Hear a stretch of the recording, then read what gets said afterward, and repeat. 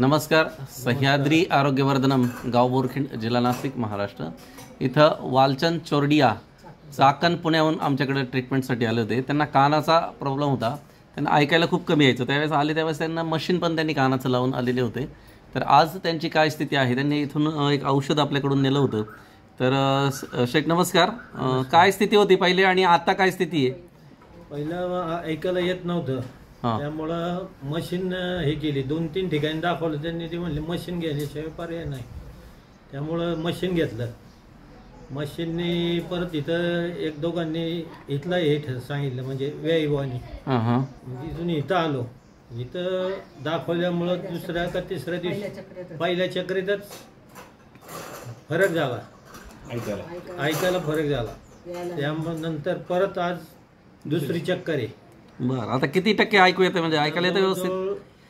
50 ते 60% ऐकू येते. बरं, तुम्ही आज तर मशीन पण लावलेलं नाही दिसत आहे. आता मशीन नाही लावलेलं आणि आता मी जे बोलतोय ते स्पष्ट तुम्हाला ऐकू येते. मागच्या वेळेस मी काय बोलायचं तुम्हाला कळायचंच नाही. काही कळत नाही.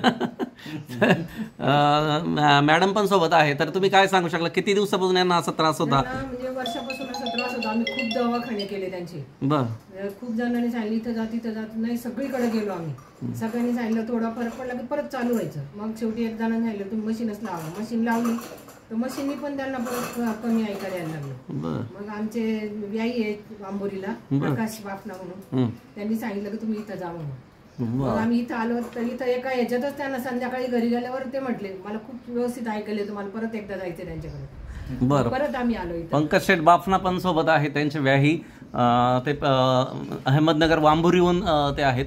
तर शेठ तुम्ही काय सांगू शकाल? नमस्कार. मी आता 5-6 वर्षापासून त्यांच्यावर जोडलेलो आहे. आमचे जोडीदार गोरख बेताळ म्हणून होते, स्वदेशी भारत जोडो अभियानमधले, आणि फार चांगले माणूस होते. पण ते आता नाही आहे. पण त्यांनी मला इथं फर्स्ट टाईम आणलो. त्या टायमाला बी आम्हाला फार चांगलं वाटलं. आणि आता बी माझ्या बी गुडघ्याचा प्रॉब्लेम किंवा पोट साफ होण्याकरता बाकी काही व्याधी होत्या, त्या दृष्टीने मी इथं आलतो. तर मला ते इथं ट्रीटमेंट केल्यानंतर फार फरक पडला. आणि आमच्या संघामचे जे पाहुणे आपले चाकणचे, त्यांना बी फरक चांगला पडला आहे. त्यांना का ऐकायला येत नव्हतं, तर आता काय परिस्थिती? त्यांना म्हणजे जेव्हा आपण मागच्या हप्त्यामध्ये आम्ही आणलं त्यांना जेव्हा ऐकायला त्यांना येत नव्हतं, त्यांना मशीन होतं त्यांना.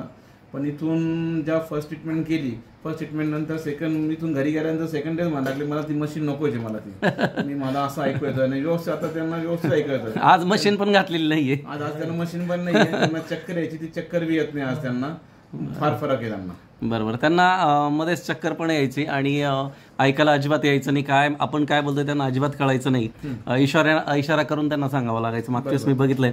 तर आज त्यांना चक्क मशीन नाही. आणि मी काय प्रश्न विचारतोय त्यांना स्पष्ट ऐकू पण येते आणि त्याचे उत्तर त्यांनी बरोबर दिलेले आहे. बरोबर सर?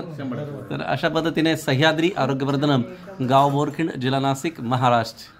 काय सांगू शकाल तुम्ही, जे व्ह्यूअर्स जे आहे पाहणारे, त्यांना तुम्ही काय सजेस्ट करू शकाल? तुम्हाला काही प्रॉब्लेम असेल तर तुम्ही इथं या. 1-2 चक्रेतच फरक पडतो. शेठ तुम्ही काय सांगू शकाल? तेच सांगणार, 2 चक्रेत फरक होतोय म्हणजे. ठीक आहे, नमस्कार.